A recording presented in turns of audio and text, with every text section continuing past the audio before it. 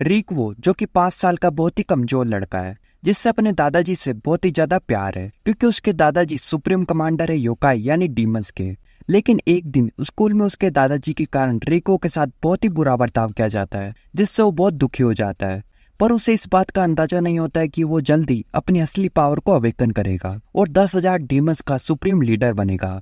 रिको जब वो बहुत ही छोटा होता है और अपने फादर के साथ घूम रहा होता है, तभी एक काले बाल वाली छोटी लड़की उसके फादर को एक शॉट की मदद से जान से मार देती है। जब रिको अपने फादर की तरफ देखता है, वो लड़की रिको को देख मुस्कुराती है।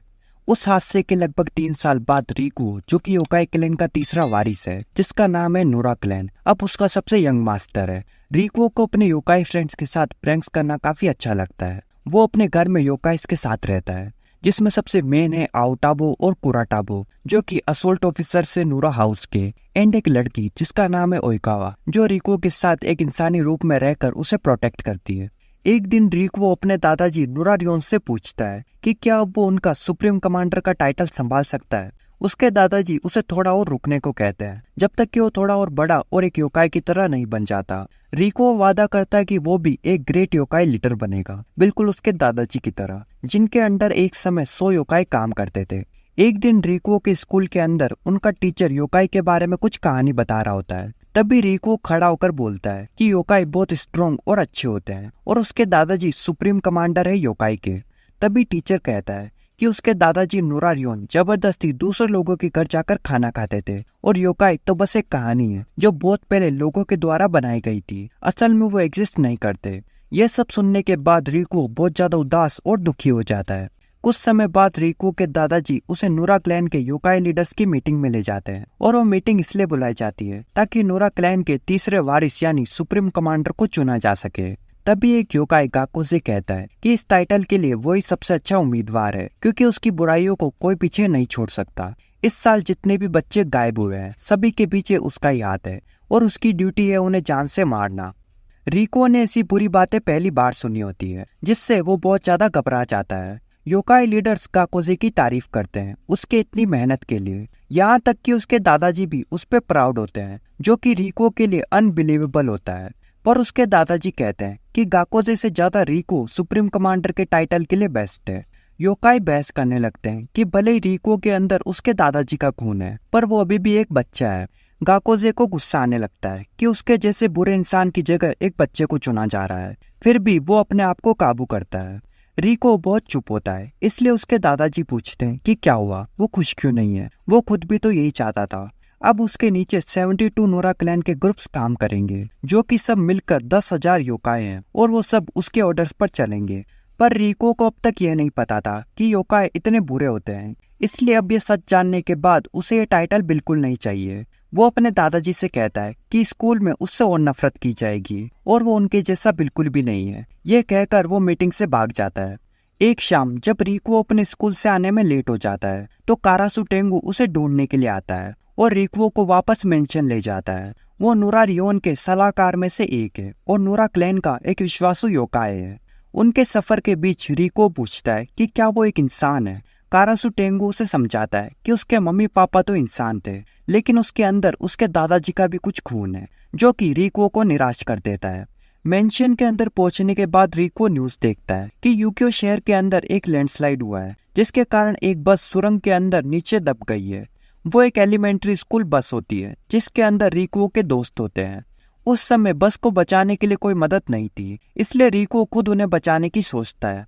पर वहां खड़ा एक योकाई डारुमा गुस्से से बोलता है कि इंसानों की मदद करना डीमंस के खिलाफ है और वो एक इंसान को इतने सारे योकाई की पावर यूज करने नहीं दे सकता। तभी आओटाबो उससे कहता है कि भले ही वो नोरा क्लैन का ग्रेट जनरल काउंसिल है, लेकिन वो रिको से ऐसे बात नहीं कर सकता। सभी योकाई आओटाबो को रोकने की कोशिश करते हैं।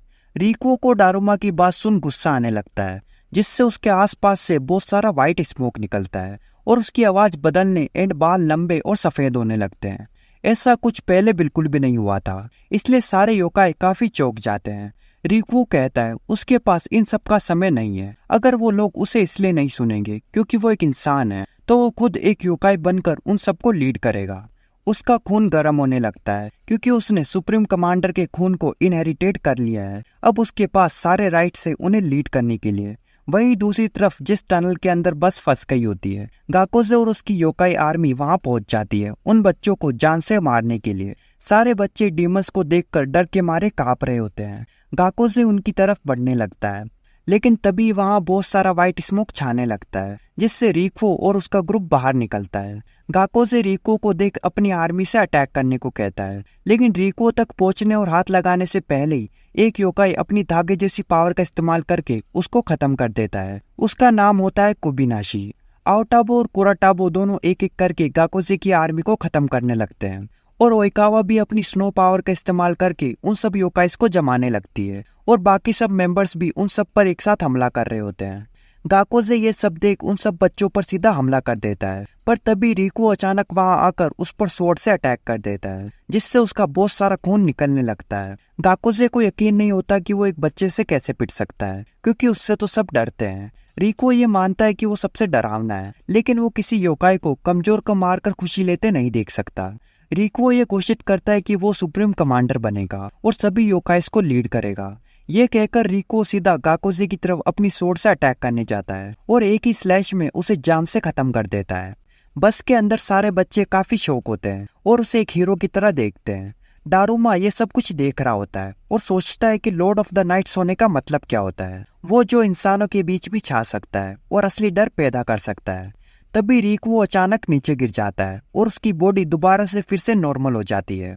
4 साल बाद सभी योकाई सुप्रीम कमांडर से सवाल करते हैं कि कब तक वो रिटायर होने से पहले सुप्रीम कमांडर के लिए रिको को आगे रखेंगे, पर नूरा रियोन को विश्वास होता है कि कोई भी उसके 72 सेकंड नूरा क्लैन के 10,000 योकाई को लीड नहीं कर सकता, सिवाय तीसरे वारिस उसके पोते रिको के।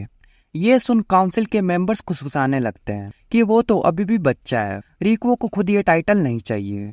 तभी एक मेंबर बोलता है कि उसने सुना है कि यंग मास्टर ने अपनी हिडन पावर आज से लगभग 4 साल पहले पहली बार दिखाई थी। तभी एक मेंबर ग्यूकी कहता है कि रिको सिर्फ रात में ही अपनी पावर यूज कर सकता है, वो अपनी असली पावर का प्रदर्शन नहीं कर रहा है, लेकिन वो लोगों के अंदर डर पैदा कर सकता है। एक दिन जेन वापस घर आता है रिको को देखने के लिए। वो रिको का बचपन का दोस्त है और बिल्कुल उसके सगे भाई जैसा है। जेन कुछ समय से फैमिली के साथ बातचीत में नहीं था, इसलिए वो खास थर्ड कमांडर यानी रिको से मिलने के लिए आया होता है, लेकिन ग्यूकी कहता है कि वो अभी पूरी तरह थर्ड कमांडर बना नहीं है। जब रिको अपने स्कूल से वापस लौटता है तो वो जेन से मिलता है, जहाँ जेन रिको से माफी मांगता है क्योंकि उसने जनरल मीटिंग्स के अंदर हिस्सा नहीं लिया। रिको उस बात को टाल देता है, ये कह के कि वो मीटिंग्स इतनी खास नहीं थी। जेन समझाता है कि उसे ऐसा नहीं कहना चाहिए क्योंकि वो सभी डीमंस का मास्टर बनने वाला है। रिको कहता है कि वो उस पोजीशन के लायक बिल्कुल नहीं है क्योंकि वो एक इंसान है, पर यह बात जेन को बहुत ज्यादा गुस्सा दिला देती है और वो रिको पर चिल्लाने लगता है ऐसी बेवकूफों वाली बातें करने के लिए। अगर वो ऐसे ही बर्ताव करते रहा तो लीडर्स को कोई आइडिया नहीं होगा कि आखिर थर्ड कमांडर कौन बनेगा। पर रिको फिर भी कहता है कि एक इंसान के लिए वो पोजीशन लेना काफी अजीब है। फिर से यही बात दोबारा सुन जेन आउट ऑफ कंट्रोल हो जाता है और गुस्से में आकर वो अपने जहरीले पंखों से रिको को जान से मारने जाता है, पर ज्यादा गुस्से के कारण जेन कमजोर होकर खांसने लगता है। जेन असल में एक जहरीला बर्ड है जो बहुत ज्यादा माहिर है दवाइयां बनाने में। जो भी दवाई वो बनाता है कुछ महीने और साल बीतने पर वो जहर बन जाती है। उसके पंख भी उम्र के साथ जहरीले होते जाते हैं। कुछ समय बाद हम देखते हैं रिको अपने दादाजी पर गुस्सा होता है जेन को यहाँ तक लाने और परेशान करने के लिए, क्योंकि वो उस हालत में नहीं था। उसके दादाजी कहते हैं अगर ये बात है तो वो उसकी नूरा फैमिली को लीड नहीं कर सकता। जेन के सफर के बीच हेबिदायू एक स्नेक जेन से कहता है कि उसे नूरा फैमिली को अब छोड़ देना चाहिए उनके नए कमांडर के कारण, लेकिन जेन उसे समझाता है कि वो यानी पूरा जेनी ग्रुप नूरा क्लैन का कर्जदार है, क्योंकि जेनी ग्रुप के अंदर सभी डीमंस का शरीर बहुत कमजोर होता है, लेकिन जिन्होंने उन्हें प्रोटेक्ट किया और एक डिसेंट डीमन के रूप में अपनाया वो सिर्फ नूरा रियोन थे। नूरा क्लैन के अंदर बहुत सारे फाइनेंशियल सपोर्टर्स हैं जैसे डारुमा अलायंस और जेनी ग्रुप। प्राचीन समय से बहुत सारे डीमंस जापान के अंदर रह रहे हैं, जिनमें से काफी ज्यादा डीमंस कमजोर हैं, लेकिन उन कमजोर डीमंस को प्रोटेक्ट करना नूरा क्लैन की मेन ड्यूटीज में से एक है। जेन की बात सुनने के बाद हेबिदायू जेन के कमजोर शरीर का फायदा उठाकर उसे बाहर निकाल देता है, क्योंकि उसे यकीन था कि वो रिको की ही साइड लेगा। जेन को धोखा मिल चुका होता है, पर हेबिदायू के हिसाब से असल में धोखा उससे मिला है, क्योंकि अगर जेन एक ताकतवर बंदा होता तो एक वेसल के तौर पर ही सही पर उसकी भी एक अच्छी पोजीशन होती। जेन के पास अभी भी एक मिशन होता है, इसलिए वो सिर्फ ऐसे ही यहाँ नहीं मर सकता। हालांकि वो पहले से ही बहुत ज्यादा कमजोर हालत में होता है। हेबिदायू एक बड़े और ताकतवर स्नेक में बदलकर जेन पर सीधा हमला कर देता है, पर तभी अचानक कारासु टेंगु उसके अटैक को ब्लॉक कर देता है। रिकुओ अपनी योकाई फॉर्म के अंदर जेन को बचाने के लिए आया होता है। उसने सब कुछ पहले ही देख लिया था और वो हेबिदायू से कहता है अगर उसके अंदर जेन की अच्छाई का 1000वां हिस्सा भी होता तो वो उसकी जान बख्श देता। रिकुओ अपनी स्वॉर्ड के एक स्ट्राइक से हेबिदायू को 20 से 2 टुकड़ों में काट देता है।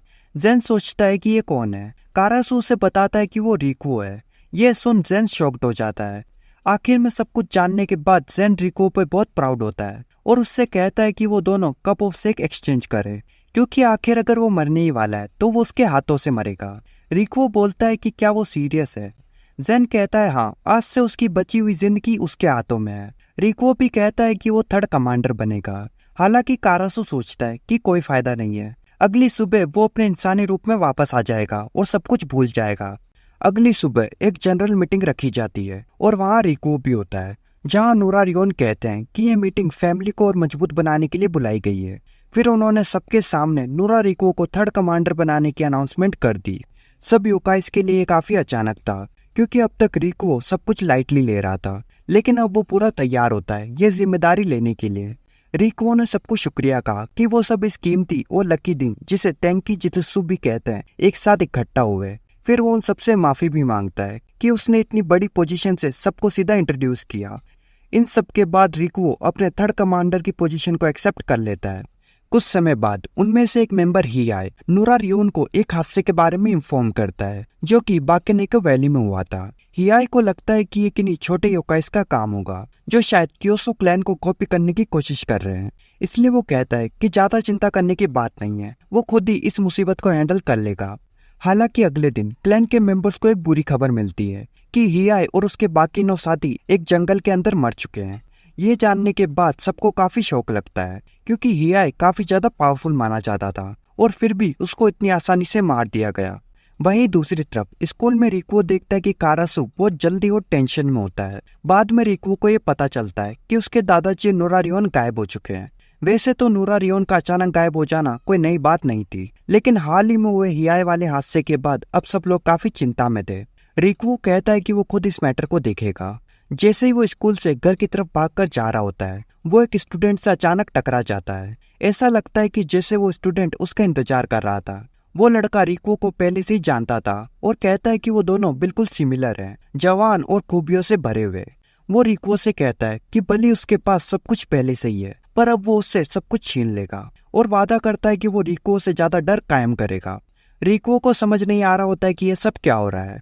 इसी बीच रिकुओ की एक इंसानी दोस्त काना को एक स्टूडेंट इनुगामी परेशान कर रहा होता है। उसकी जीभ बिल्कुल किसी कुत्ते की तरह होती है। इससे पहले कि वो ज्यादा कुछ करे, दूसरा स्टूडेंट उसे वापस बुला लेता है। जैसे ही वो वहां से जा रहे होते हैं, अचानक 7 पिलग्रिम्स उनके आसपास आ जाते हैं। वो सभी शिकोकू के 88 डीमन गॉड लीडर्स में से एक होते हैं, जो कि सारे शिकोकू के बहुत फेमस 88 अलग पवित्र जगहों से बिलोंग करते हैं। उसके बाद हम नूरा रियोन को देखते हैं, जो कि पार्क में रिकुओ की स्कूल फ्रेंड के साथ होते हैं। उस लड़की का नाम होता है यूरा केइकेन। वो ओनम्योजी क्लैन से होती है, जो कि लोगों को डीमन से बचाते हैं, पर उसे यह नहीं पता होता कि नूरा रियोन भी एक डीमन है। तभी वह हवाई चलने लगती है और अचानक एक बहुत पावरफुल अटैक उनकी तरफ होता है, पर वो नूरा रियोन को बचा लेती है। वो अटैक एक विंड डीमन ने किया होता है, जिन्हें कुमायताची के नाम से जाना जाता है। यूरा कहती है कि वो कोई नॉर्मल कुमायताची नहीं है, क्योंकि उसके विंड स्ट्राइक्स में जहर भी है, और उसका नाम है मूची, जो कि शिकोकू से है। मूची फिर से अपने बहुत सारे विंड स्ट्राइक्स से अटैक करता है, लेकिन यूरा उसके सारे स्ट्राइक्स को ब्लॉक कर देती है। यूरा को लगता है कि ऐसे वो रिकुओ के दादाजी को प्रोटेक्ट नहीं कर पाएगी, इसलिए वो वहाँ एक पेपर डॉल फेंक शिकिगामी को समन करती है, जो कि नूरा रियोन को लेकर एक बिल्डिंग पर चला जाता है। सारे कुमायताची यूरा पर एक साथ हमला करने लगते हैं, लेकिन यूरा तभी अपने 2 और पेपर डॉल्स को निकालकर वहां 2 पावरफुल शिकिगामिस को समन कर देती है, जिसे देख नूरा रियोन सोचते हैं कि वो इस उम्र में भी 3 शिकिगामिस को कैसे यूज कर सकती है। वो अपने वुल्फ शिकिगामी से उन सबको मारने का ऑर्डर देती है, और वो एक के बाद एक सबको मारने लगता है। फिर वो उसके बाद एक और शिकिगामी रेते को समन कर अपने हाथ के साथ मर्ज कर लेती है, जिसके बाद वो अपने अटैक को लोड करने लगती है और फिर उन सब पे हमला करती है। यूरा उन सबको खत्म कर देती है, लेकिन तभी अचानक एक पॉइजनस विंड स्ट्राइक उसके पीछे से लगता है, जो कि मूची ने किया होता है। वो फिर से खड़ी होकर अटैक करने की तैयारी करती है और अपने दोनों शिकिगामी से उस पर अटैक करने को कहती है। हालांकि यूरा को जहर के कारण अपना अटैक लौट करने में काफी परेशानी हो रही होती है। उसका शिकिगामी बुक्योकु कहता है कि 4 शिकिगामी को एक साथ अब उसकी बॉडी हैंडल नहीं कर सकती। तभी उसका एक शिकिगामी बुरी तरह घायल हो जाता है। मूची मौके का फायदा उठाकर हमला करता है, पर बुक्योकु बहुत मुश्किल से उसे ब्लॉक कर लेता है। यूरा ये देख उसे वापस बुला लेती है और वो अटैक सीधा यूरा को लग जाता है। मूची कहता है कि अब वो और समय बर्बाद नहीं कर सकता। वो सीधा नूरा रियोन के पास चला जाता है क्योंकि वो उसे ही मारने के लिए आया होता है। तब भी नूरा रियोन को यह भी पता चलता है कि ही को मारने के पीछे भी मूची का ही हाथ था। मूची अपने विंड स्ट्राइक से नूरा रियोन पर हमला करता है, पर वो उसे आसानी से डॉज कर लेते हैं। वो लगातार अटैक करते जाता है, पर नूरा रियोन डॉज करते करते बिल्डिंग के एज पर आ जाते हैं। मूची कहता है कि आखिरकार उसे एक बड़ी हस्ती को मारने का मौका मिल ही गया, क्योंकि वहां से भागने का अब कोई रास्ता नहीं है। मूची अब लगातार उस पे विंड स्ट्राइक से अटैक करता है, लेकिन नूरा रियोन सिर्फ अपनी सोर्ड से उसे ब्लॉक कर रहे होते हैं। तब भी वो अपनी सोर्ड को बाहर निकालते हैं, जिससे वो विंड स्ट्राइक्स वापस मूची को ही लगते हैं। नूरा रियोन अचानक गायब हो जाते हैं, लेकिन असल में वो वहीं होते हैं। मूची नूरा रियोन की बातें सुन पा रहा था, लेकिन उन्हें देख नहीं, इसलिए वो बहुत ज्यादा घबरा जाता है। नूरा रियोन कहते हैं कि वो उसे देखते हुए भी नहीं देख सकता और यही उसकी पावर है। नूरा रियोन मूची को अपनी सोर्ड से मार देते हैं और मूची को तब तक पता भी नहीं चल पाता। वहीं मेंशन के अंदर रिको एक जगह अपनी मीटिंग कर रहा होता है, जहाँ वो बात कर रहे होते हैं उन परेशानियों की जो एक ग्रुप खड़ी कर रहा है। रिको को यकीन होता है कि ये सब कुछ उन्हीं 7 पिलग्रिम्स का काम है, जिन्हें उसने एक दिन पहले देखा था और उन्होंने ही एंड बाकी सबको मारा है। वो सभी पूरा कंफर्म तो नहीं होते हैं, पर इसके होने के चांसेस सबसे ज्यादा थे। सबसे बड़ी परेशानी की बात यह है कि सारे इंसान अभी तक डीमंस के एग्जिस्टेंस के बारे में नहीं जानते, लेकिन अगर ये ग्रुप इसी तरह के काम करते रहा तो ये रात जल्दी सबके सामने आ सकता है। उसके बाद सब रिको से पूछते हैं कि अब उनके आगे के क्या कदम होंगे। दूसरी तरफ वो स्टूडेंट जिसके साथ रिको पहले मिला था 7 पिलग्रिम्स के साथ एक अंडर कंस्ट्रक्शन बिल्डिंग के टॉप पर खड़ा होता है। वहाँ वो सब मिलकर अपने अगले प्लान के बारे में बात कर रहे होते हैं कि अब वो सभी उस पॉइंट पर आ चुके हैं जहाँ उनके सपने जल्दी हकीकत में बदल सकते हैं। नूरा रियोन जो कि मूची के साथ अपनी बैटल के बाद से गायब हो चुके हैं, उनके पास अब सबसे अच्छा मौका है नूरा फैमिली को पूरी तरह से खत्म करने के लिए। हालांकि अफवाह अभी भी घूम रही है कि नूरा फैमिली के पास अभी भी काफी स्ट्रॉन्ग सपोर्ट मौजूद है, जिसमें टोचिगामी सबसे ज्यादा डर कायम करने और फैमिली के ताकतवर सपोर्टर्स माने जाते हैं। इसलिए वो स्टूडेंट जो कि शायद उनका लीडर है कहता है कि तो फिर वो सबसे पहले उन्हें खत्म करेंगे। उनका प्लान होता है कि वो सबसे पहले यूक्यो टाउन में उथल पुथल और तोड़फोड़ करेंगे ताकि नूरा फैमिली के फाइटर्स का ध्यान उस जगह पर जाए। इनवू जो कि एक बर्ड है जिसकी पावर है फायर अटैक्स को यूज करना, वो यूक्यो शहर में जाता है ताकि वो इंसानों को अपनी पावर दिखा सके। वो एक पार्क के अंदर फायर ब्रीथिंग का इस्तेमाल कर आग लगा देता है, जिससे टाउन में तबाही होने लगती है। इंसान ये देख घबरा रहे होते हैं, लेकिन यूरा उसी जगह पर मौजूद होती है। वो अपनी पावर से आग को बढ़ने से रोक देती है। फिर यूरा इनवो से फाइट करने जाती है, लेकिन सान बेगेरासु नूरा फैमिली के 3 फाइटर क्रोस सही समय पे वहां पहुंच जाते हैं, जिससे इनवो को मजबूरन वहां से भागना पड़ता है। बाद में काना रिको को सब कुछ बताती है और कहती है कि वो डीमंस होते हैं, अब इस बात में विश्वास करती है। हम देखते हैं कि वो स्टूडेंट 7 पिलग्रिम्स को शाबाशी देता है शहर में इतनी तबाही मचाने के लिए। उसके बाद वो कहता है कि अब उनका अगला निशाना दुश्मनों का मेन हाउस यानी नूरा फैमिली का हेडक्वार्टर्स है, और इस बार इनुगामी की जिम्मेदारी होती है तबाही और नुकसान पहुंचाने की। दूसरी साइड एक रूम में नूरा फैमिली के कुछ मेंबर्स प्लानिंग के बारे में बात कर रहे होते हैं। तभी ही का बेटा शोए गुस्से में कहता है कि लीडर्स हाथ पर हाथ धरे बैठे हैं। वो अपने फादर ही का बदला लेना चाहता है, चाहे उसे सिर्फ अपने दम पर ही क्यों न लेना पड़े। उस वक्त रिको मीटिंग में मौजूद नहीं था, इसलिए हितोत्सु में शोए को उकसाने की कोशिश करता है और कहता है कि उसे ही के बेटे से यही उम्मीद थी। फिर थोड़ी देर बाद रिको मीटिंग रूम में पहुंच जाता है। वो सबसे माफी मांगता है देरी से आने के लिए। हितोत्सु में कहता है वो सब जल्दी आ गए क्योंकि ये फैमिली के लिए एक बहुत जरूरी मैटर है। फिर रिको सबको साफ साफ कहता है कि अब कोई भी अपने अनुसार कदम नहीं लेगा। अगर किसी ने अकेले कुछ करने की कोशिश की तो उसे आसानी से माफ नहीं किया जाएगा। रिको कहता है कि भले जो भी हो, लेकिन नूरा फैमिली अब मिलकर ही दुश्मन का सामना करेगी। रिको यहाँ तक कि शोए से भी बदला लेने के लिए मना करता है। शोए रिको से बहस करने की कोशिश करता है, लेकिन रिको साफ साफ कहता है कि ये वक्त अलग होने का नहीं है, क्योंकि उनका दुश्मन भी यही चाहता है कि नूरा फैमिली अंदर से टूट जाए। रिको ये भी मानता है कि उसके दिल में भी बदले की आग है, लेकिन बस उन्हें सही समय का इंतजार करना है। तभी हितोत्सु में पूछता है कि अब उनके आगे का क्या प्लान है। रिको कहता है कि अभी के लिए वो सिर्फ अपने मेंशन के डिफेंस को बहुत मजबूत बनाएंगे ताकि दुश्मन उसे आसानी से पार ना कर सके। लेकिन दूसरी तरफ इनुगामी छत से उनकी सारी बातें सुन रहा होता है और उनके प्लान को बर्बाद करने के लिए वो पॉन्ड के पास रहे कमजोर योकाई पर हमला करता है और उनमें से एक को मार देता है। बाहर से आ रही आवाजों के कारण रिको और ओइकावा चेक करने आते हैं। वो भागकर देखने जाते हैं कि क्या हुआ। वही इनुगामी अपने डॉग फॉर्म के अंदर पेड़ के पीछे से सब कुछ देख रहा होता है। वो अचानक पेड़ से बाहर निकलता है और सीधा मेंशन के अंदर घुस जाता है। वो मेंशन को अंदर से एक रूम से दूसरे रूम तक नुकसान पहुंचाने लगता है। वो इतना तेज होता है कि कोई भी उसे नहीं पकड़ पाता। रिको उसका मेंशन के मेन गेट तक पूरा पीछा करता है, जहाँ इनुगामी अपने ग्रुप से जाकर मिल जाता है। वो स्टूडेंट अपने आप को इंट्रोड्यूस करता है कि उसका नाम टानुकी टामाजुकी है, जो कि लीडर है 88 शिकोकू डीमन गॉड्स का, और उसके फादर 800 तानुकी हाउसेस के हेड है। रिको उससे पूछता है कि वो ये सब कुछ क्यों कर रहा है। तामाजुकी जवाब देता है कि उसका मकसद है इस शहर में रिको से ज्यादा डर कायम करना ताकि वो उससे ऊपर आ सके। तभी अचानक शोए वहां पर आता है और कहता है कि उसका नाम शोए है, जो कि ही क्लैन से है। तामाजुकी शोए के सामने ही को कमजोर बोल देता है, जिससे गुस्से में आकर वो उस पर अटैक करने जाता है और बाकी कुछ मेंबर्स भी अटैक करते हैं। लेकिन इनुवु अपने फायर स्टाइल पावर का इस्तेमाल करके उन सबको रोक देता है और मेंशन के गेट पर आग लगा देता है। इन सब के बाद उनका ग्रुप वहां से निकल जाता है। रिको उनका पीछा करने से मना करता है। आउटा वो अपनी जबरदस्त ताकत के साथ भी आग को रोकने में नाकामयाब होता है, लेकिन काप्पा अपनी पावर का बिल्कुल सही इस्तेमाल कर पॉन्ड के पानी से मेंशन की आग को पूरा बुझा देता है। अगले दिन सारे योकाई मिलकर मेंशन के डिफेंस को और भी मजबूत बनाने में लग जाते हैं। दूसरी तरफ इनुवु और तामाजुकी बात कर रहे होते हैं उस हादसे की जो कि कल रात उन्होंने मेंशन में किया था, जहां तामाजुकी कहता है कि अभी तक किसी को भी सोतोमुगी सामा के एक्शंस के बारे में पता नहीं चला है और जब तक उन्हें पता चलेगा तब तक बहुत देर हो चुकी होगी। उसके बाद सीन चेंज होता है और हम रिको और काप्पा को देखते हैं, जहाँ रिको कहता है कि वो भी उसके साथ चलेगा। काप्पा उससे शुक्रिया बोलता है उसकी मदद के लिए। उसके बाद हम एक जगह को देखते हैं जहाँ one of the 7 pilgrims Gangi kazoo पानी पर बैठा होता है।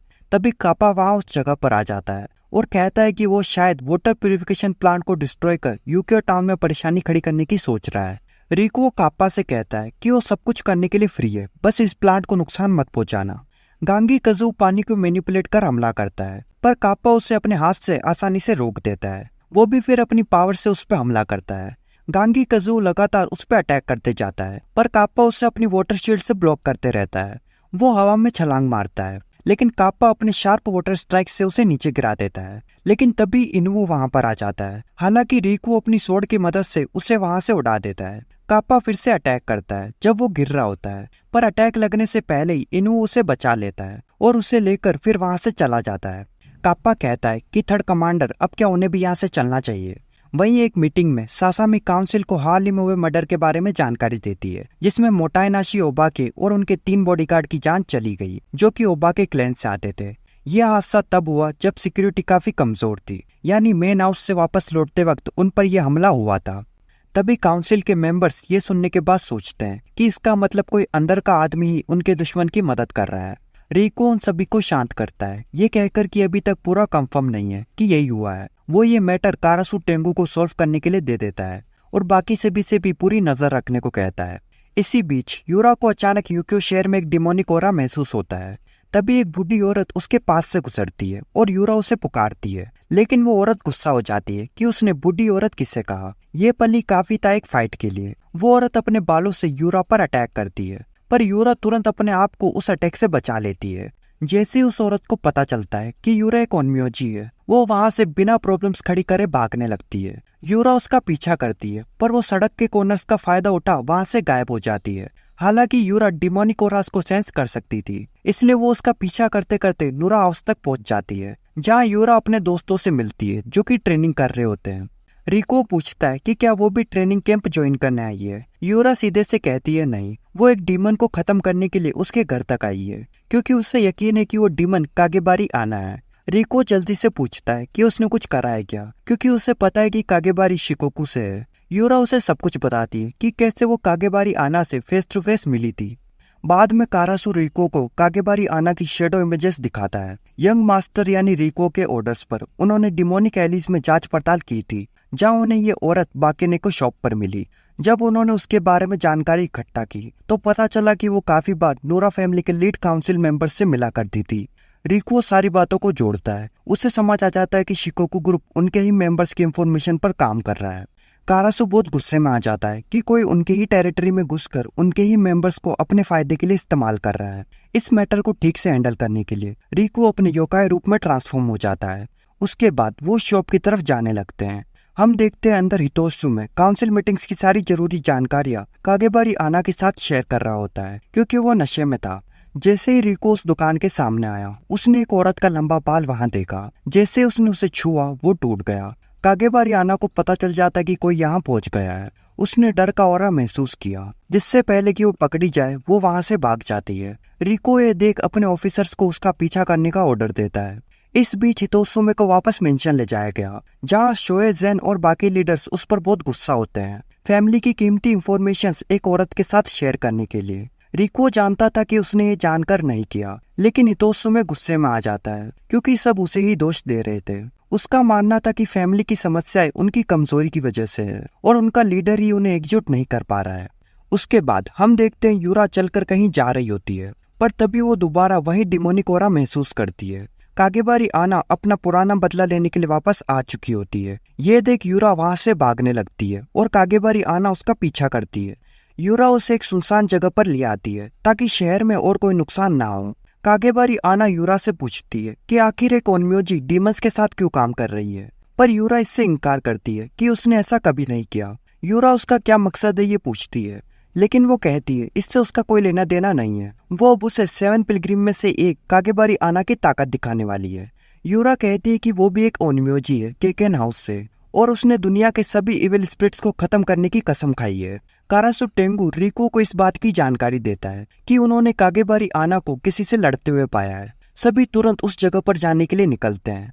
यूरा अपने शिकिगामिस का इस्तेमाल कर उसके अटैक्स को ब्लॉक करते रहती है, लेकिन अपनी चोट की वजह से वो बहुत कमजोर हालत में होती है। इस मौके का फायदा उठाते हुए कागेबारी आना यूरा को अपने बालों की मदद से लपेट लेती है और उसका दम घोटकर मारने की कोशिश करती है, लेकिन तभी कोई उस पर पीछे से हमला करता है और यूरा बाल बाल बच जाती है। वो हमला नोरा क्लैन की एक योकाई केजुरो ने किया होता है। फाइनली इस एनिमे के अंदर मुझे एक अच्छी वाइफू दिखी है, डैम। कागेबारी ये देख उस पर अटैक करती है, लेकिन वो भी अपने बालों का इस्तेमाल कर उसे रोक देती है। वो दोनों एक दूसरे से फाइट कर रहे होते हैं। तभी कागेबारी आना को एक डिमोनिक ऑरा फील होता है क्योंकि आखिरकार वहाँ रिकुओ और कारासु का ग्रुप पहुंच जाता है। रिकुओ की जबरदस्त ताकत से वो काफी डर जाती है, लेकिन वो पीछे न हटकर शिकोकू डिमंस की पावर दिखाने का सोचती है। हालांकि सिर्फ रिकुओ के साये की भी वहाँ एक खौफनाक मौजूदगी होती है। उस शैडो की मदद से रिकुओ कागेबारी आना के बालों को काट देता है जो उसका हथियार था।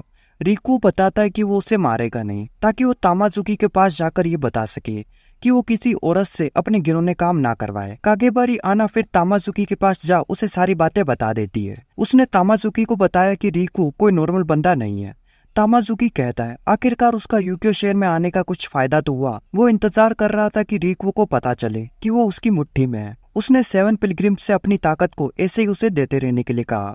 वापस मेंशन में कारासु सोच रहा होता है कि क्या तामाजुकी और शिकोकू ग्रुप का मिशन नोरा फैमिली को खत्म करना है, क्योंकि उन्होंने फैमिली के मेंबर्स पर एक एक करके हमला किया। लेकिन जब रिको ने इस बात पर गौर किया तो उसे ये बात समझ नहीं आई कि अगर उनका इरादा फैमिली को खत्म करना होता तो शिकोकू डीमंस उन पर एक साथ बड़े हमले करते। अगर वो लोग ऐसा नहीं कर रहे हैं तो इसका मतलब है कि उनकी कोई और प्लानिंग है। पैरानॉर्मल इन्वेस्टिगेशन स्क्वाड यानी वो स्कूल के स्टूडेंट्स जो रिको के मेंशन में आए होते हैं, वे हाल ही में डिस्ट्रॉय हुई जगहों की जांच कर रहे थे। उन्होंने एक खास बात को नोट किया कि सभी जगहों पर एक निशाना कॉमन है, वो है श्राइन्स। रिको भी ये बात जान बहुत हैरान होता है और उसने ये भी नोटिस किया कि ये सब हाल ही में बहुत तेजी से हो रहा है। इस बीच कहीं शिकोकू माउंटेन्स के सेंटर वाले इलाकों में नोरा रियोन, जो कि मूची के साथ अपनी फाइट के बाद से गायब है, असल में वो एक जगह पर गए होते हैं जहाँ शिकोकू डीमंस का मेन लीडर रहता है। उस जगह के श्राइन का नाम होता है यामागुची रेशिंदो, जो कि 108 शिकोकू डीमन गॉड लीडर्स का घर होता है। इनुगामी जाबू, जो पहले 88 तानुकी का लीडर था, लेकिन अब वो रिटायर हो चुका होता है और नोरा रियोन उससे मिलने के लिए आए होते हैं। होते हैं। श्राइन का गेटकीपर इनुगामी जाबू से पूछता है कि क्या वो उस आदमी को जानते हैं, जिसके जवाब में वो कहता है हाँ। दूसरी तरफ रिको अभी भी तामाजुकी का आखिर मकसद क्या है ये जानने में लगा हुआ होता है। रिको सारे पॉइंट्स को एक साथ कनेक्ट करता है। तब उसे याद आता है कि जब वो कागेबारी आना जिस जगह पर थी वहाँ जा रहा होता है, तब तक एक श्राइन वहाँ डिस्ट्रॉय हो चुका था। रिको को अब उनका मकसद समझ आ गया होता है, इसलिए वो सबको इकट्ठा करता है और उन्हें अलग अलग होकर उन सभी श्राइन्स को प्रोटेक्ट करने को कहता है जो अभी तक डिस्ट्रॉय नहीं हुए थे। रिको सबसे कहता है कि शिकोकू ग्रुप अब तक उनका ध्यान भटकाने के लिए ये छोटे मोटे एक्शंस कर रहा था ताकि नूरा फैमिली उनके मेन टारगेट पर फोकस ना कर पाए। उनका सभी का गोल है टोचिगामी को पूरी तरह खत्म कर नूरा फैमिली के मेन फाउंडेशन को डिस्ट्रॉय करना। टोचिगामी जो कि लोगों का भरोसा और डर कायम करते हैं, इस तरह वो फैमिली के फाउंडेशन की तरह माने जाते हैं। इसलिए उन्हें बचाने के लिए रिको अपने योकाइस को श्राइन्स की रक्षा करने के लिए भेजता है। जिस श्राइन की रक्षा आउटाबो और नूरा क्लैन के 3 क्रॉस कर रहे थे, वहाँ अचानक रिको के स्कूल फ्रेंड्स आ जाते हैं कुछ जानकारी इकट्ठा करने के लिए। जब रिको को ये बात पता चलती है तो वो तुरंत भागते हुए उस श्राइन के लिए निकलता है। जब वो वहाँ पहुंच अपने दोस्तों को देखता है कि उन्हें कुछ नहीं हुआ और वो सही सलामत है, तो रिको ओइकावा से कह उन्हें यहाँ से निकालने को कहता है। ओइकावा अपनी स्नो पावर का इस्तेमाल कर उन्हें किसी तरह वहां से निकाल देती है, लेकिन तभी अचानक वहां 7 पिलग्रिम्स के 2 मेंबर्स पहुंच जाते हैं और उनमें से एक रिको का रास्ता रोक लेता है। पर आउटाबो वहां आ कहता है कि इस बंदे को तो वो हैंडल कर लेगा, उसे यहाँ से जाना चाहिए। हम देखते हैं इन्वो को भी वो 3 क्रॉस घेर लेते हैं। इन्वो कहता है कि इस बार वो भागने या छुपने वाला नहीं है, अब वो उसकी असली आग को महसूस करेंगे। ये कह वो अपने आप को फायर फ्लेम से घेर लेता है और कहता है कि आसमान में लड़ने के लिए वो उससे अभी 100 साल छोटे हैं। फिर इन्वो अपने मुंह और दोनों पंखों में फायर एनर्जी इकट्ठा कर एक साथ 3 फायरबॉल से उन पर अटैक करता है।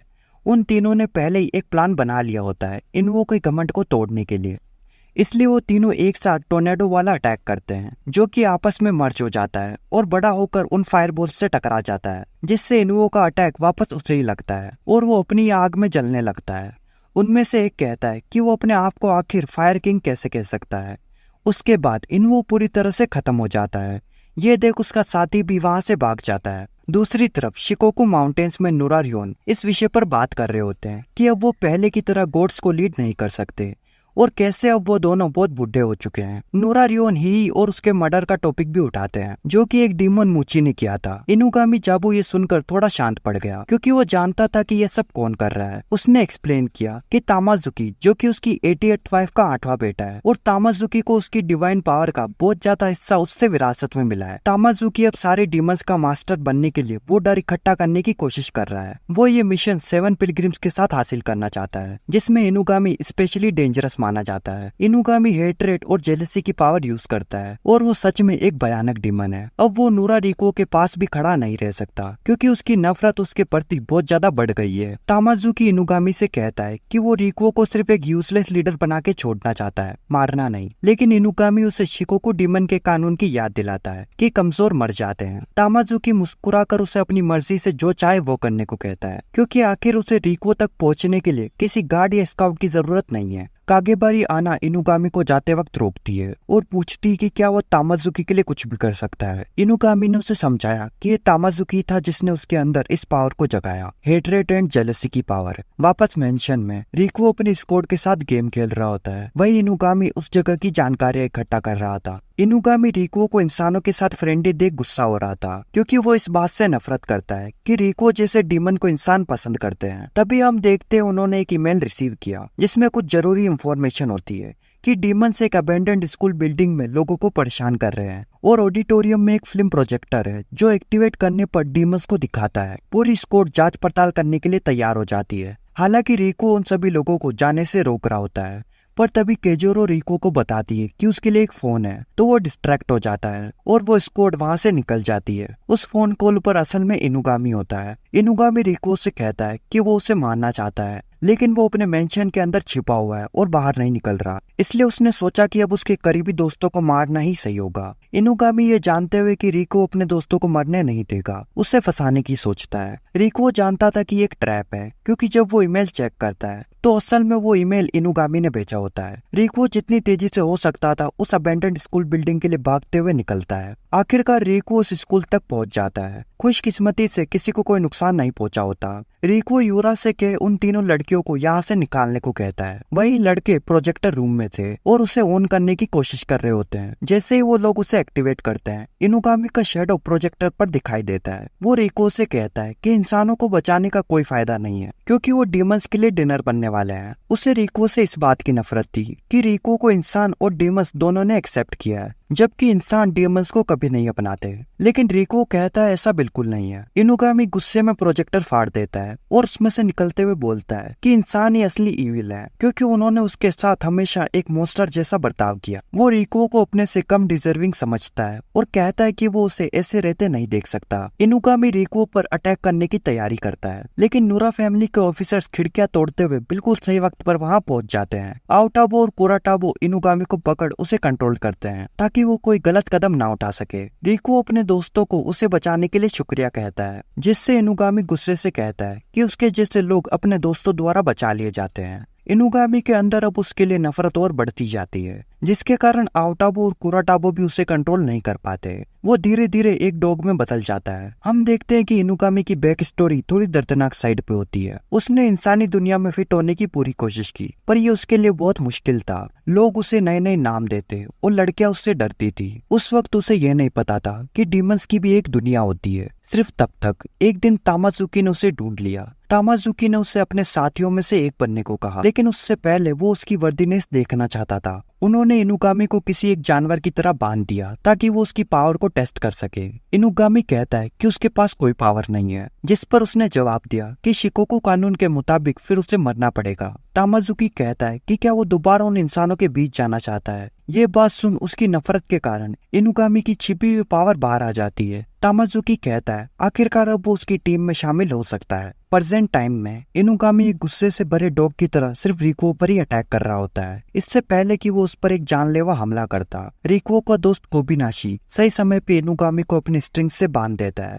अब जितना ज्यादा वो हिलेगा उतनी स्ट्रिंग्स टाइट होती जाएगी, लेकिन इनुगामी प्योर हेट्रेड की वजह से पूरा अंधा हो चुका था। वो चिल्लाते हुए कहता है कि तामाजुकी ने उसे एक असली डीमन बनाया है। उसने तामाजुकी को रिको से बेहतर माना, जो इंसानों के साथ भी घुल मिल गया। रिको उसे समझाने की कोशिश करता है कि असल में तामाजुकी उसे बेवकूफ बना रहा है। हालांकि ये बात इनुगामी भी जानता है कि वो एक बुरा तानुकी है, जो कि हमेशा अपना नकली शांत चेहरा लेकर घूमता है। लेकिन फिर भी उसने उसे जीने और रहने की एक वजह दी कि डीमंस इंसान से बहुत महान और ताकतवर होते हैं। रिको ये सुन कहता है कि वो गलत है। इनुगामी को बहुत गुस्सा आ जाता है और वो बिल्कुल भी कंट्रोल में नहीं आता। उसकी मेन बॉडी बड़ी होकर बदलने लगती है। इनुगामी स्ट्रिंग से निकलने का ट्राई करता है। कोबिनाशी कहता है कि वो उन्हें इतनी आसानी से नहीं तोड़ सकता, पर इनुगामी उन्हें तोड़ देता है, जिसके कारण कोबिनाशी एक दीवार से जाकर टकरा जाता है। इनुगामी के शरीर का दूसरा भाग लगातार बड़े होते रहता है, जिससे वहाँ की छत भी टूट जाती है। इनुगामी अपने सर को उसकी मेन बॉडी के साथ जोड़ लेता है। उसके बाद वो अपने असली रूप में बदल जाता है, एक बड़े और ताकतवर डॉग के अंदर। वो सिर्फ अपने एक अटैक के अंदर ही आओटाबो और कुराटाबो दोनों को धूल चटा देता है और बाकी मेंबर्स ओइकावा, केजोरो और कोबिनाशी को भी बहुत बुरी तरह मारकर दीवारों में फेंक देता है। अब सिर्फ रिको बच जाता है। इनुगामी उसे पकड़ कहता है अब कोई उसे बचाने नहीं आने वाला। लेकिन अब धीरे धीरे सूरज ढलने लगता है। इनुगामी रिको को जमीन पे जोर से पटक देता है, ये सोचते हुए कि उसने उसे मार दिया। लेकिन इनुगामी का हाथ फिर दर्द करने लगता है। आखिरकार रात हो जाती है। हम देखते हैं रिको अपने योकाई फॉर्म में आ चुका होता है, क्योंकि जैसा हमें पता है वो सिर्फ रात में ही एक डीमन बन सकता है। रिको उसे एक बुरा एक्टर कहकर स्टेज छोड़ने को कहता है। जब इनुगामी दोबारा अटैक करता है, रिको तेजी से उसके सर पर एक कट मार साइड से जंप कर उसकी बॉडी पर भी एक कट मार देता है। इनुगामी को एक गलतफहमी थी कि खुद को बड़ा करने से वो बहुत ज्यादा डेंजरस हो जाएगा। रिको की इतनी जबरदस्त ताकत को ना मानते हुए इनुगामी वहाँ से भागने की सोचता है, लेकिन रिको इतनी आसानी से उसका पीछा नहीं छोड़ने वाला था, इसलिए वो उसका पीछा करता है और पीछा करते हुए वो दोनों एक सुनसान जगह पर पहुंच जाते हैं, जहां उनकी लड़ाई शुरू होती है। रिको उसे फिर दोबारा एक बार काट देता है। इनुगामी बचने के लिए रिको को उसके शरीर से दूर कर देता है, जिससे रिको को बस एक छोटी सी चोट आ जाती है। रिको फिर जंप मार अपने एक आखिरी हमले से इनुगामी के डॉग फॉर्म को बीच से चीर देता है, जिससे वो वापस इंसान में बदल जाता है। इससे पहले कि रिको उसे जान से मार पाता, तामाजुकी वहां आ जाता है और इनुगामी से कहता है कि वो उसे अभी मरने नहीं दे सकता, क्योंकि वो उसका एक जरूरी साथी है। ये पहली बार था जब तामाजुकी ने रिको का योकाई फॉर्म देखा। वो दोबारा ये बात कहता है कि वो उससे उसका सारा कायम डर छीन लेगा और सारे डीमंस का हेड बनेगा। तामाजुकी उसके बाद वहां से इनुगामी को लेकर निकल जाता है हम देखते हैं नोरा रियोन को इनुगामी जाबू से पता चलता है कि तामाजुकी के पास एक सीक्रेट लेजेंडरी ट्रेजर है। नोरा रियोन कहते हैं कि ये नहीं हो सकता कि तामाजुकी के पास डीमन लॉर्ड का गेवल है। इनुगामी जाबू ये नोटिस करते हैं कि वो ट्रेजर मिलने के बाद से तामाजुकी बदल गया है। वो अपने दोस्तों को दोस्त ना समझ एक टूल की तरह समझता है अपने गोल को हासिल करने के लिए। हम देखते हैं अब शिकोकू के 88 डीमन गॉड्स टाउन के सेंटर में इकट्ठा हो चुके होते हैं। तामाजुकी का ट्रेजर यानी वो कटाना जिसका नाम होता है हाशानो काशी, उसके नाम का मतलब है proof of the supreme ruler. इसके साथ वो आगे बढ़ेंगे। कटाना ने खुद तामाजुकी को चुना है, इसलिए वो 88 गॉड्स का मास्टर है, ऐसा ये बंदा कहता है। हम देखते हैं कि शोए ओइकावा से बात कर रहा होता है कि यंग मास्टर आखिर कर क्या रहे हैं। उन्होंने उसे अपने फादर का बदला लेने के लिए कोई ऑर्डर नहीं दिया और उन्हें देखकर नहीं लगता कि वो खुद भी उसके फादर का बदला लेंगे। ऐसे तो उसका खोलता कुंड कभी शांत नहीं होगा। शोए आधी रात में बिना किसी को पता चले उस बिल्डिंग के पास चला जाता है अपना बदला पूरा करने। उस बिल्डिंग के अंदर बहुत सारे डीमंस होते हैं। तभी एक आवाज उसे सुनाई देती है कि वो कौन है। शोए कहता है ये नूरा फैमिली की टेरिटरी है, उसे अपना इंट्रोडक्शन देने की कोई जरूरत नहीं है। तभी अचानक एक बड़ा पेड़ शोए को कुचल देता है। वो बंदा 7 पिलग्रिम्स में से एक होता है जो कि कहता है लगता है वो अभी पूरी तरह मरा नहीं है। वो फिर से अटैक करने जाता है, लेकिन तभी फैमिली के 3 क्रोस सही वक्त पर वहां पहुंच जाते हैं और शोए को बचा लेते हैं। वो कहते हैं कि ये नूरा फैमिली की टेरिटरी है, वो सब कुछ अपनी मर्जी से नहीं कर सकते। रिको तेजी से भागते हुए देखने आता है कि क्या हुआ। तभी वो शोए को घायल अवस्था में पाता है। रिको पूछता है कि क्या हुआ। वो उसे सारी स्टोरी एक्सप्लेन करते हैं कि वो अकेले ही सबसे लड़ने चला गया था। कुछ समय बाद हम देखते हैं रिको कहता है कि सब कुछ उसकी ही गलती है, वो डरपोक है। जेन उस पर गुस्सा होता है। अगर शोए ये सुनेगा तो वो कैसा महसूस करेगा। रिको कहता है कि ही ने दादाजी के साथ कप ऑफ सिक एक्सचेंज किया था, यानी शोए भी उनकी फैमिली में से ही एक है। जेन चिल्लाकर कहता है अगर ऐसा है तो उसे उसके लिए लड़ना चाहिए। हम देखते हैं कि रिको अकेले बाहर पेड़ के नीचे खड़ा होता है जहाँ उसका योकाई सेल्फ पेड़ पे बैठा होता है। रिको उससे कुछ बातें करता है और कहता है कि वो ह्यूमंस और डीमंस दोनों को प्रोटेक्ट करना चाहता है। उसका योकाई सेल्फ कहता है अगर ऐसा है तो वो इंसानों की जिम्मेदारी उस पर छोड़ता है और डीमंस के लिए वो उस पर विश्वास कर सकता है। ये कहने के बाद वो गायब हो जाता है। शोए अचानक से अपनी नींद से उठ जाता है और कहता है उसे वापस उस जगह पर जाना होगा। रिको भागकर उसके पास जाता है पर शोए उसे दूर रहने को कहता है, लेकिन रिको कहता है अगर वो शिकोकू वाले बंदे से लड़ने जाने वाला है तो अगली बार वो भी उसके साथ चलेगा क्योंकि वो उसकी फैमिली का हिस्सा है। तभी उसकी आवाज चेंज हो जाती है कि आखिर उनका दुश्मन एक स्टूपिड तानुकी ही है। रिको योकाई बन कहता है कि उसके फादर के रिवेंज में वो पीछे से उसका पूरा सपोर्ट कर रहा होगा। नूरा रियोन और इनुगामी जाबू एक प्लांट तामाजुसा पर बात कर रहे थे कि आजकल उसे एक लेटर कारासुरी यानी स्नेक गोड से जाना जाता है। लगभग 1000 साल पहले इंपीरियर का थ्रोन छीनने के लिए एक स्टॉक कीपर ने अपनी आर्मी तैयार की थी, लेकिन वो बुरी तरह हार गए। उसके बाद वो इस सानुकी नाम की जगह पर आ गया। जब उस हारे हुए स्टॉक कीपर ने एक बुश फ्रोबलर बर्ड की आवाज सुनी तो ऐसा कहा जाता है उसे कयाटो कैपिटल की याद आई और रोने लगा। उस बर्ड को लगा कि ये बहुत दुखद है तो उसने अपनी चोंच तामाजुसा लीव्स में लपेट ली और ऐसा करके उसने अपनी आवाज को शांत कर दिया। इनुगामी जाबू ने अपने बेटे का नाम इसी स्टोरी के बाद तामाजुसा रखा ताकि वो इस जगह को समझने वाला जीवन जी सके, लेकिन उसने अपना नाम बदल जिसका मतलब है इंपीरियल थ्रोन को निशाना बनाना, अपने आप को तामाजुकी कहने लगा और अब वो सारे डीमंस का मास्टर बनने की कोशिश कर रहा है। हम देखते हैं सुबह सुबह एक मैसेंजर क्रो मेंशन में आता है एक मैसेज लेकर, लेकिन उसकी हालत बहुत खराब होती है। वो आज सुबह होने से पहले चिचिबोतुको से आती हुई शिकोकू डीमंस की एक बड़ी आर्मी के बारे में चेतावनी देता है।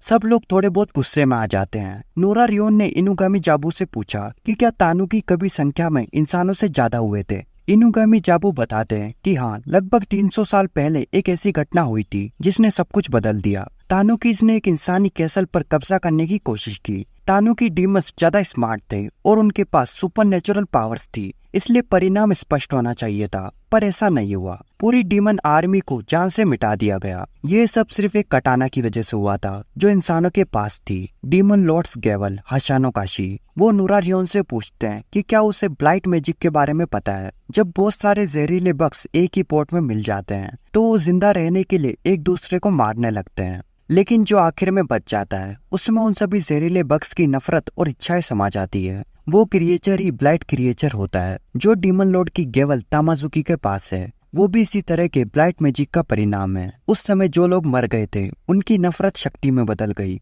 इसलिए वो एक डेंजरस कटाना है। इधर मेंशन में काउंसिल के सब मेंबर्स हैरान थे कि दुश्मन उनके इतने करीब कैसे आ गए। पिछले कुछ 100 सालों में ऐसा कभी नहीं हुआ था। जेन उन्हें समझाता है कि उनके पास थर्ड कमांडर को फॉलो करने के अलावा कोई ऑप्शन नहीं है। ग्यूकी कहता है पहले उन्हें यंग मास्टर के इरादों को पता करना होगा। इसलिए जेन रिको कहाँ पर है ये पूछता है। तभी पता चलता है कि वो मेंशन के मेन एंट्रेंस पर अपने डीमन फॉर्म में बैठा है, क्योंकि अब एक लंबी और डरावनी रात शुरू होने वाली है। रिको अपने मेंबर्स के साथ मेंशन से दुश्मनों की तरफ निकल जाता है, लेकिन हितोसुमे उन्हें रोक कहता है कि वो कर क्या रहा है, अभी उसके दादाजी भी यहाँ पर नहीं है। तभी ग्यूकी और जेन वहाँ कहते हैं अगर वो रिको की जगह होता तो क्या सिर्फ ऐसे ही बैठे रहता। ये समय अभी बहस करने का नहीं है, रिको को अब कोई नहीं रोक सकता। हितोसुमे कहता है कि आखिर कितने डीमंस उसे फॉलो करेंगे, सिर्फ मेन हाउस के योकाइस को छोड़कर। तभी वो क्रोस कहते हैं कि एक लार्ज डिमोनिक ओरा साउथ वेस्ट और सेम ओरा नॉर्थ वेस्ट नॉर्थ ईस्ट से भी आ रहा है। रिको को समझ आ जाता है। तभी कुरोमारू वहां आकर रिको को बताता है कि उसके ऑर्डर्स पर एक large number of supporters finally पहुंच चुके हैं। रिको की आर्मी मेंशन से निकल जाती है, जहां उसके सपोर्टर्स भी उसकी आर्मी के साथ जुड़ते चले जाते हैं। रिको कहता है कि जब तक मून है वो सभी अपनी जिंदगी उसके हाथों पर छोड़ सकते हैं, क्योंकि अब फाइनली वो रात आ चुकी है जहां आखिरी बैटल शुरू होगी। दुश्मन के सामने आने पर तामाजुकी उन्हें अपना असली रूप दिखाने के लिए बहुत एक्साइटेड था। वो एक भयानक डीमन में बदल जाता है जिसके लंबे सफेद बाल और मास्क होता है। तामाजुकी नीचे जंप करता है। उसके लिए अब अपने प्यारे सपनों को पूरा करने का, जिंदगियां लेने और डर इकट्ठा करने का समय आ गया है। वो कहता है कि इस बैटल को शुरू करने का वक्त आ चुका है, जिसका उसको कब से इंतजार था। तामाजुकी अपने कॉमरेड से उसके लिए लड़ अपनी जान कुर्बान करने को कहता है। रिको बिना किसी डर के अकेले ही बैटल ग्राउंड में आगे बढ़ता है। तामाजुकी को लगता है कि ये खेल जल्दी ही खत्म हो जाएगा, क्योंकि वो ओवर कॉन्फिडेंट था। लेकिन रिको की आर्मी ने अपने यंग मास्टर को फॉलो किया और वो भी लड़ाई में शामिल हो गए। कुछ डीमंस पीछे से साइड से अटैक करने की सोचते हैं, लेकिन शोए और कुराटाबो वही होते हैं और उन सभी लोगों को फिनिश कर देते हैं। केजोरू कागेबारी आना से फाइट करती है। काप्पा गांगीकाजू और आउटाबोस बड़े बंदे को संभालता है। हम देखते हैं रिको बिना किसी के द्वारा नोटिस किए सीधे तामाजुकी की तरफ बढ़ रहा होता है। तामाजुकी हैरान था कि उसकी आर्मी रिको पर हमला क्यों नहीं कर रही है। अगले ही सेकंड रिको तामाजुकी के ऊपर होता है। तामाजुकी अपनी तलवार से उसे रोकता है। वो समझ जाता है कि रिको ने अपनी मौजूदगी को मिटा दिया था, इसलिए कोई उसे नहीं देख पाया। जैसा हमें पता है ये पावर उसके दादाजी नुरारियोन की है। इनुकामी पीछे से रिको पर अटैक करने जाता है, लेकिन इस बार भी कुबिनाशी उसे रोक देता है। तामाजुकी रिको की स्वॉर्ड के प्रेशर को हैंडल नहीं कर पा रहा था। उसे इस तरह झुकता देख उसकी आर्मी मदद के लिए आती है, लेकिन रिको की स्वॉर्ड देखकर उन्होंने पास आने की हिम्मत नहीं की। तभी अचानक योसुजुमे एक नाइट स्पैरो रिको को ऑफ गार्ड पकड़ लेता है। वो अपने पंखों से किसी को भी डार्कनेस में बदल सकता है। यही उसकी पावर है, जिससे रिको सिर्फ डार्कनेस के अलावा कुछ नहीं देख पाता। तामाजुकी उसे जान से मारने का ऑर्डर देता है, पर रिको मेक्यू शिसुई साकुरा नाम का स्पेल कास्ट करता है, जिससे उसके आसपास के योकाई एक पल में राख बन जाते हैं। तामाजुकी मौके का फायदा उठाकर अपनी कटाना को बाहर निकाल सीधा रिको को से स्टैप कर देता है। वो रिको से रोशनी को छोड़ उसके साथ डार्कनेस में मिलने को कहता है। जैसे वो कटाना निकालता है, रिको गिर जाता है। तामाजुकी उसे अपने 88 शिकोकु डीमन गॉड्स में शामिल होने का ऑफर देता है, पर रिको मना कर देता है। तामाजुकी ये जवाब सुन अपनी कटाना से रिको को जान से मारने जाता है, लेकिन ओइकावा सही वक्त पर उसे बचा लेती है। अपनी स्नो पावर से वो उसकी ब्लेड को फ्रीज कर देती है। ओइकावा तामाजुकी से कहती है वो उसकी अपोनेंट है। तामाजुकी योसुजुमे से अपनी लॉयल्टी दिखाने को कहता है। योसुजुमे अपने पंखों की मदद से ओइकावा को भी डार्कनेस में घेरने की कोशिश करता है। उसके बाद वो ओइकावा को जान से खत्म करने वाला होता है। वो उस पर लगातार अटैक्स करता है। हालांकि ओइकावा ने अपनी एक आंख को फ्रीज कर लिया था, इसलिए योसुजुमे के अपने वेपन से अटैक करने से पहले ही ओइकावा उसे अपने कर्स्ड स्नोस्टॉर्म की मदद से हवा में ही रोक देती है। योसुजुमे की पूरी बॉडी फ्रीज हो जाती है, जिससे ओइकावा और रिको दोनों की आंखों से योसुजुमे की डार्कनेस चली जाती है। अब रिको फिर से फाइट के लिए तैयार था। अब हम बाकी मेंबर्स की फाइट को देखते हैं। काप्पा गांगीकाजू को एक ऐसी जगह पर लेकर आता है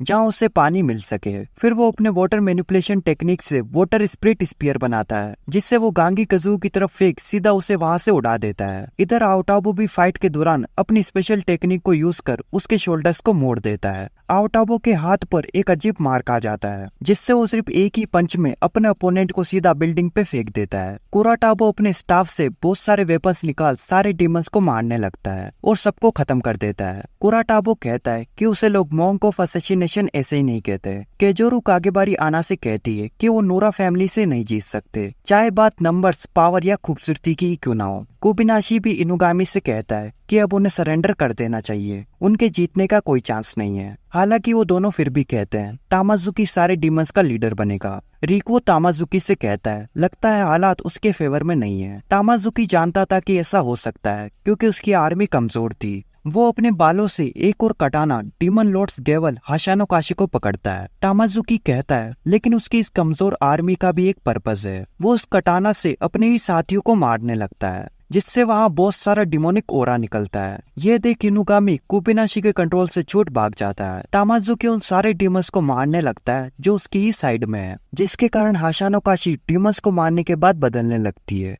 रिकुओ को लगता है कि वो कटाना जैसे जिंदा हो। कागेबारी आना तामाजुकी को रोकने की कोशिश करती है, लेकिन तामाजुकी उस पर भी कटाना से अटैक कर देता है। कागेबारी आना को इस बात का यकीन नहीं होता। देखते ही देखते वो पूरी तरह खत्म हो जाती है। जेन चिल्लाते हुए उन लोगों को लाता है जिन्हें वो हील कर रहा था। वो दोनों नोरा फैमिली के स्पेशल स्पाई थे, जो कि रिकुओ को बताते हैं कि ये कटाना डीमन लॉर्ड की गेवल है। जिस भी डीमन को वो कट करती है उसकी पावर को वो ऑब्जॉर्व कर लेती है। इस तरह वो लगातार स्ट्रॉन्ग बनती रहती है। इसलिए कहा जाता है कि हाशानोकाशी पूरी दुनिया को टेक ओवर करने में मदद कर सकती है। हम देखते हैं कि यूरा बहुत सारा डिमोनिक ओरा महसूस कर उस फाइट वाली जगह पर आ जाती है, लेकिन अनलकीली तभी तामाजुकी उसके सामने आ जाता है। तामाजुकी अब तक बहुत सारे डिमंस को मार चुका था, इसलिए वो अपनी कटाना से अब यूरा को भी मारने जाता है। यूरा के शिकिगामीस उसे बचाने की कोशिश करते हैं। हालांकि तामाजुकी अपने एक एक अटैक से ही उन तीनों शिकिगामीस को वाइप आउट कर देता है। तामाजुकी यूरा को पकड़ लेता है, लेकिन तभी रिकुओ वहां आ उसे बचा लेता है। हालांकि उसकी स्वॉर्ड के अटैक से तामाजुकी का मास्क भी आधा कट हो जाता है। तामाजुकी अपने फादर को सरपास करना चाहता है, क्योंकि 300 साल पहले जो डीमन आर्मी इंसानों के द्वारा हार गई थी,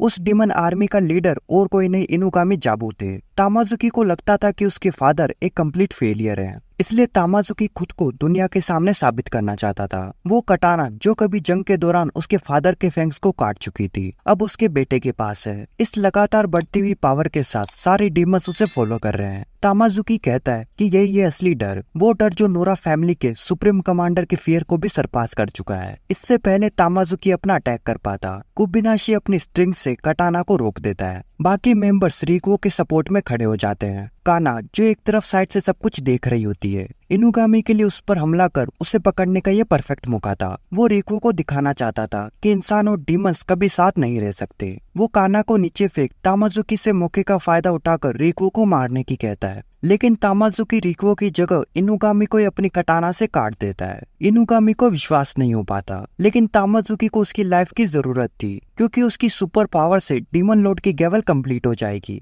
तामाजुकी कहता है ये असली फियर की पावर जो उसे महसूस हो रही है। वो हाशानोकाशी से अपनी फुल पावर के साथ जागने को कहता है। उसके बाल बहुत लंबे और अजीब से दिखाई देने लगते हैं, जैसे सारे मरे हुए डीमंस उसमें समा रखे हो। तामाजुकी पहले रिकुओ पर हमला करता है, लेकिन वो उसे आसानी से डॉज कर लेता है और एक जंप मार बिल्डिंग के टॉप पर चला जाता है। तामाजुकी भी उसके पीछे जाता है। बिल्डिंग पर उन दोनों की फाइट कंटिन्यू होती है, जहां अब उनके बीच में कोई नहीं आ सकता। रिकुओ कहता है पहले भी उसके बीच में कोई नहीं था, क्योंकि उसके पास उसके दोस्त हैं। उन दोनों का बहुत डेंजरस क्लैश होता है, जिससे वहाँ दो बहुत ही पावरफुल डिमोनिक ओरास निकलते हैं। रिकुओ कहता है वो उसकी आंख में दिख रहे इस घमंड को तोड़ देगा, लेकिन हम देखते हैं कि बहुत जल्द सुबह होने वाली थी। रिकुओ के दोस्त काफी परेशान थे, क्योंकि सुबह होने पर रिकुओ अपनी योकाई फॉर्म को खो देगा और फिर से नॉर्मल ह्यूमन बन जाएगा। तामाजुकी रिकुओ पर अचानक एक पावरफुल हमला कर देता है और कहता है कि अगला अटैक इससे कहीं ज्यादा गहरा होगा। तभी हाशानोकाशी से कुछ रूट्स निकल रिकुओ के पास आने लगते हैं।